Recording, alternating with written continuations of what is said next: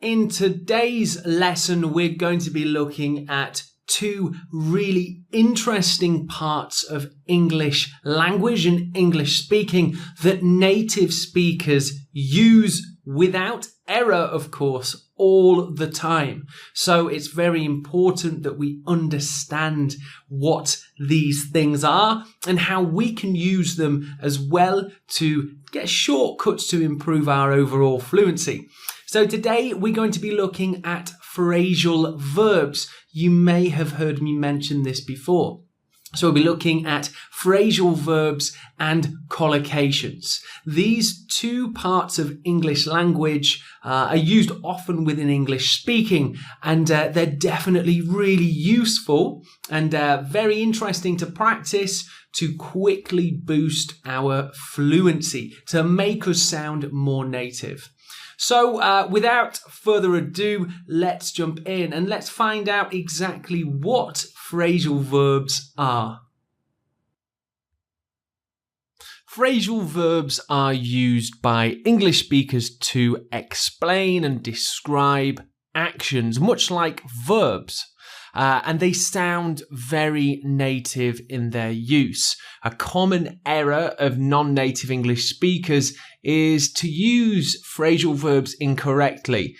So that's where you get those questions from people saying, that sounds a bit strange, I don't understand you. So we have to be really careful with their usage.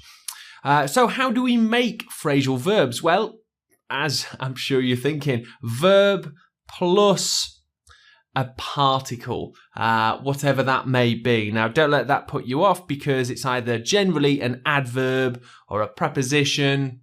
That's how we make phrasal verbs. Verb plus adverb or preposition.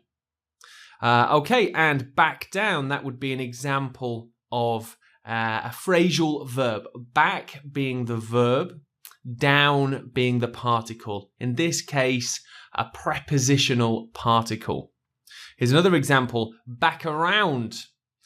So we have the verb back, and here another preposition, around, back around. So that's two examples of phrasal verbs for you. Now, if I was to use an uncommon particle with the verb back, it would sound strange to a native speaker. So that's where we need to make sure that we're using them correctly. Okay, so there are tens of thousands of different phrasal verbs. In this lesson, we're going to be learning a few common ones that are used often in English speaking. But there's probably too many for you to sit down and just memorize them all. Throughout this course at points, I'll be showing you lots of different phrasal verbs that are very common in use. But also, just make sure when you're listening, reading, anything in English, that if you see a phrasal verb, take note of it, recognize it, identify it, and maybe you could write it down and try using it in your own language and speaking too. So one thing to be careful of is sometimes phrasal verbs can have more than one meaning, and that just means that it is worth understanding when you learn a phrasal verb that it can also have another meaning. So you have to be really careful with their usage.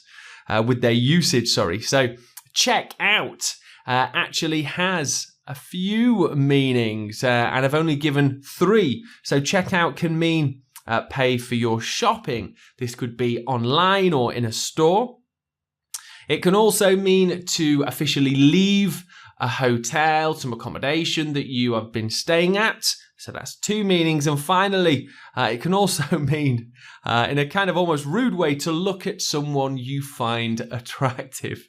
So that could be quite a rude sense of the meaning. So we have to be aware of the context, the situation, and the environment that we are using these phrasal verbs in. Something for you to be aware of. Okay, so there are a few different ways we can think of phrasal verbs and that we can group them. One way is with transitive and intransitive phrasal verbs. Sounds technical, it's not really. Let me explain for you. So a transitive phrasal verb, it must have an object or subject after them. It needs to come with an object. Here's an example. I've always looked up to Bill Gates for his charity work. Now, I need this, in this case, it's a person who is the object, Bill Gates, looked up to Bill Gates. Looked up does not work on its own. I've always looked up to the sky, to who? I'm not really sure what you mean. But in this usage of the phrasal verb looked up, I need a person, which can be considered the object. Looked up to Bill Gates. Hello there, I'm looking for a new smart TV, please. So the phrasal verb looking for needs to go with something. It doesn't work on its own. And intransitive phrasal verbs. So these cannot have an object after them. They can work alone. She's really grown up. I'm very proud of her. In all honesty, it was a terrible breakup. So there we can see they really do just work on their own. They don't need any extra information with them. Although we are using, in some respects, an adverb really to give it more information. In the second example, terrible, we've got this adjective to describe it there, but it doesn't need an object with it. Okay, so there's another way that we can separate and group phrasal verbs, and that is separable versus inseparable. Separable versus inseparable phrasal verbs. And it's really as easy as it sounds, to be honest.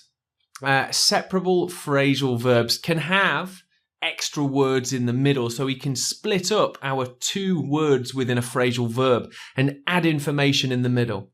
Hey, give my phone back to me. In red, we have the phrasal verb give back, and we have some extra information in the middle. A really interesting use of a phrasal verb. Hey, give my phone back to me.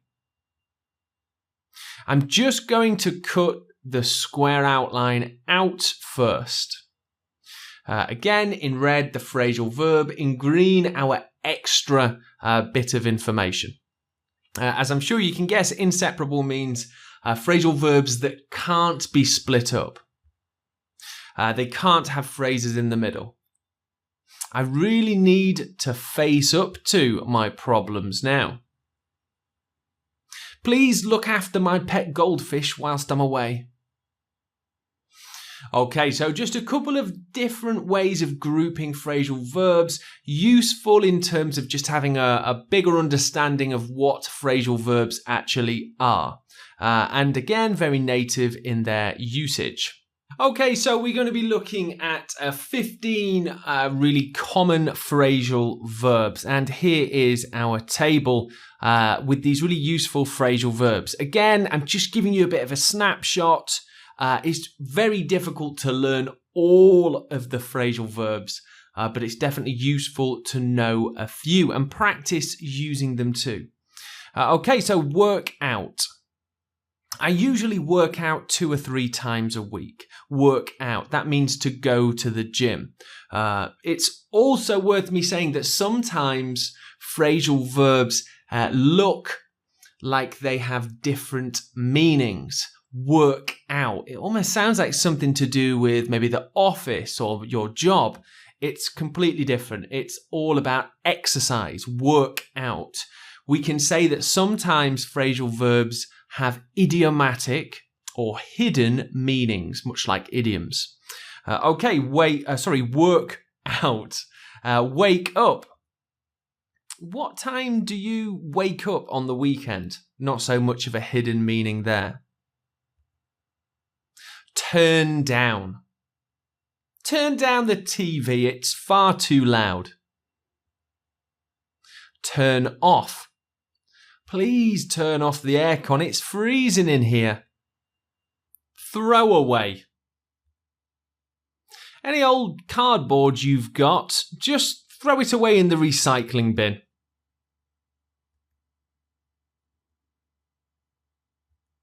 Put on. Why don't you put on your favourite shirt today? Pass out. We ran so far we nearly passed out.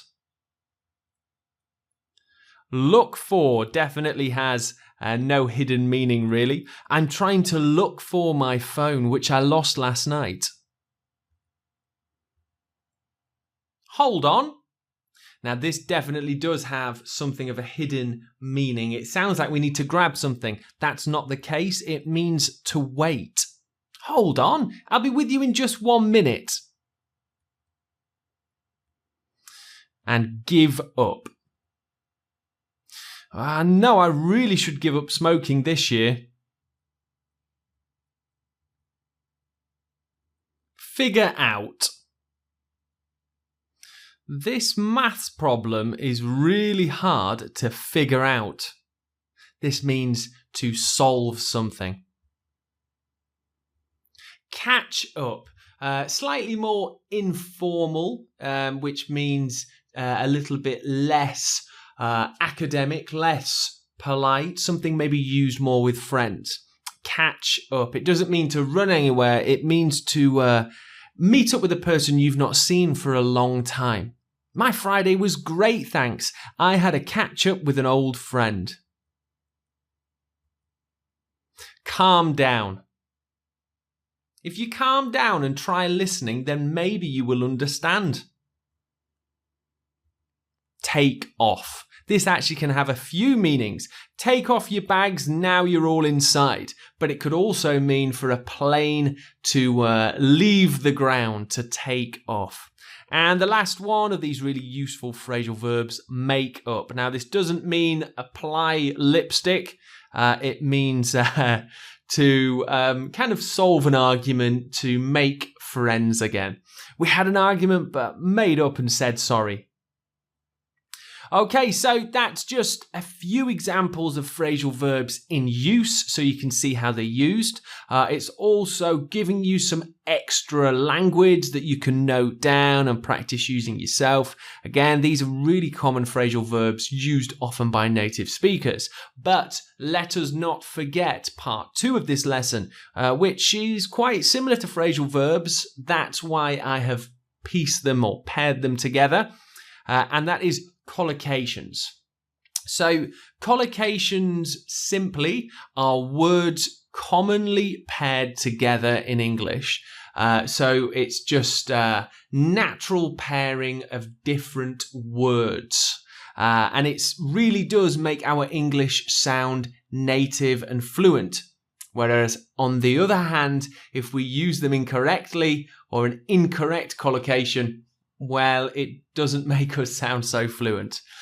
So definitely worth knowing collocations. Here's some examples, almost similar to phrasal verbs. I have the verb go. So in fact, phrasal verbs can be collocations, but I'm just using this for an example. So we're using go to sleep. That sounds good to me. Go around. Go down. Go fall. Oh, no, that definitely sounds weird. And in truth, that doesn't work. Go fall just is completely alien. And now that's an extreme example. However, there are times when maybe you could understand the pairing of words, but it's just not quite sounds natural. So just be careful. Okay, so there's 6 different groups of collocations. This is just so you understand how we group collocations, but as well how they are different from phrasal verbs, because trust me, they are. So we can have adverb and adjective. You know what? I feel ridiculously tired this morning. I won't leave a review until I'm completely satisfied. Of course, in blue, we have our collocations. We can have adjective and noun. My little brother is getting really cheeky. If I don't finish this work, I'm in deep trouble. Ooh, very native sounding expression there. And then we can have noun and noun. So these would be noun phrases. We watched an action movie at the cinema yesterday. My favourite dessert has to be cheesecake. Okay, on to the next three groups. A verb plus expression with preposition. Now these really do sound very native, really useful to know a few. She just burst into tears on hearing the bad news. We wouldn't say pop, explode into tears. We say burst into tears on hearing the bad news. I come from a very big family. We can have verb and nouns. If possible, I want to study overseas. This is more of a phrasal verb type expression. Tonight, I'm going to relax and just go online to play some games. Again, another example of a phrasal verb. And finally, we have verb plus adverb. He's been reading quietly for an hour now. Run quickly to the shops and pick up my post, please. Okay, so just an idea of the different types of collocations. It's more probably to the point that as you continue to study through this course, as you continue to develop your English skills, you will acquire more collocations. Reading, of course, is really important for that. But I'll be showing you loads of collocations throughout the entire course. So there's that to look forward to as well. Okay, so it's time for our animated part of the lesson all around phrasal verbs and collocations.